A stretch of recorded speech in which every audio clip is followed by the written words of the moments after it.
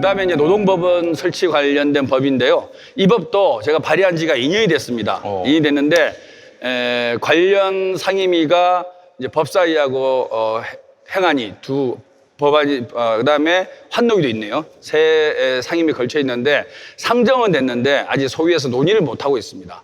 노동 관련된 분쟁도 많고 또 노사관계 관련된 갈등도 많고 복수노조를 비롯한 노노 간의 갈등도 있고 그리고 저희가 새4차 산업혁명 시대에 맞아서 이 근로 형태도 플랫폼 노동자라는 얘기가 생길 정도로 근로 형태도 다양화되고 있고 그다음에 주 52시간제 문제점을 잘 보완하기 위해서 뭐 탄력 근로제라든지 유형 근로제라든지 다양한 또 근로 형태가 도입이 되고 있습니다. 이런 복잡한 노동 관련된 문제를 전문적인 법원이 아닌 행정기구에 불과한 노동위원회에서 이걸 지속적으로 맡고 있는 것이 과연 이게 타당한 법체계인가? 그 일주일 동안 설문조사를 통해서 응답한 인원이 318명으로부터 응답서가 도착했고 응답률은 12.19%에 이르렀습니다. 이게 보통 여론조사에서 응답률이 3%에서 4%인 것을 감안하면 대단히 높은 응답률이라고 할 수 있습니다. 총 10가지 정도의 문항으로 설문조사를 했는데요.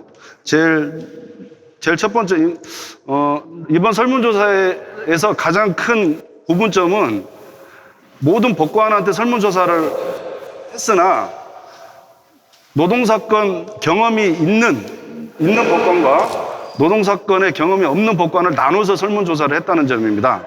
그래서 한번 이렇게 보겠습니다. 그래서 노동사건 처리 경험이 있으신가요? 이렇게 물어봤을 때 약 33% 105명이 노동사건 처리 경험이 있으신 분이 이렇게 대답을 했습니다. 그리고 제일 첫 번째 질문으로 현행 노동쟁송 절차의 개선의 필요성이 있다고 생각하십니까? 라는 의견에는 무려 79.9%가 지금 개선할 필요가 있다고 응답을 했습니다.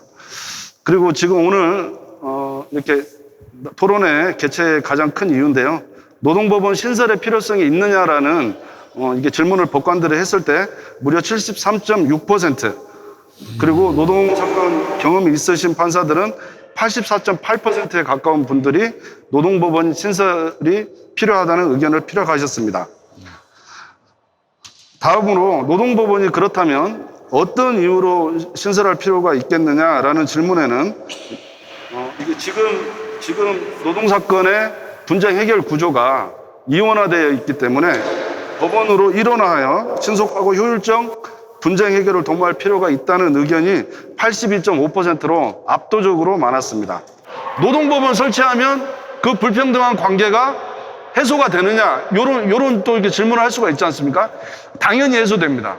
이 대법 판결이 아직 그대로 남아 있습니다. 이게 뭐 양승태 사법농단 때문에 피해자로서 뭐 사회적인 문제가 됐기 때문에 이 문제를 어쨌든 철도공사가 와 이제 합의를 통해서 저희가 복직을 하게 됐지만 저희가 원한 거는 승무직의 직접 고용이었는데 그것이 사실 대법원 판결이 전혀 변한 게 없기 때문에 그것이 이루어지지 않고 다만 저희 그때 파업했던 그래서 해고됐던 사람들만 이렇게 복직 합의가 돼서 네. 저희가 지금 영무원으로 다 일을 하고 있어요.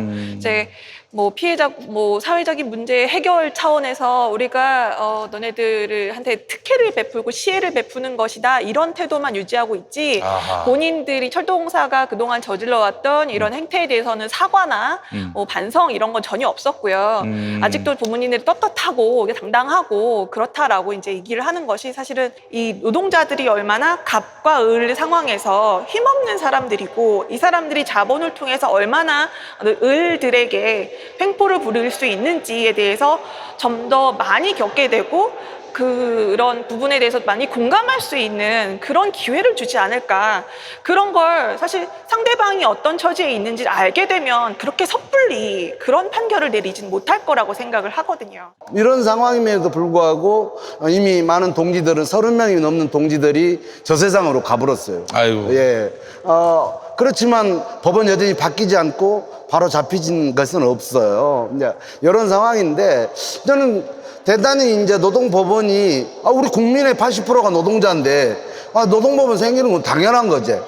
근데 단순하게 노동법원이 왜 필요한가에 대한 입장들을 적게 보면 안 될 것 같아요. 제가 보기에는.